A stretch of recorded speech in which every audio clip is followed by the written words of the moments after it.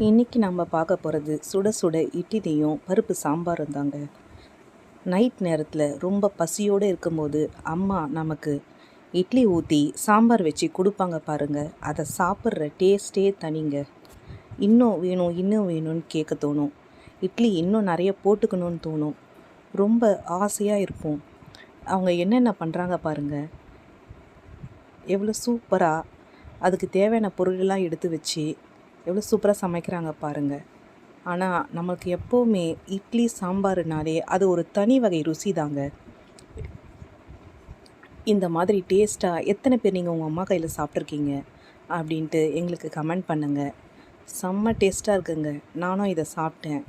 பாருங்கள், இந்த ஷார்ட்டை பிடிச்சிருந்ததுன்னா தயவு செஞ்சு சப்ஸ்கிரைப் பண்ணுங்கள். இது எங்கள் அம்மா எனக்கு சூடாக செஞ்ச இட்லி சாம்பாருங்க. பாருங்கள், சாம்பார் எவ்வளோ சூப்பராக வந்திருக்குன்னு பாருங்கள். இட்லி இப்போ திறப்பாங்க பாருங்கள். இட்லி அவ்வளோ நல்லா பொசு பொசுன்னு வந்திருக்கோம் பாருங்கள். இட்லி செம்மையாக இருக்கோங்க. இங்கே பாருங்கள், எவ்வளோ வெளியேறின இட்லி. அதுக்கு சாம்பார் இவ்வளோ தாங்க. தேங்க்ஸுங்க.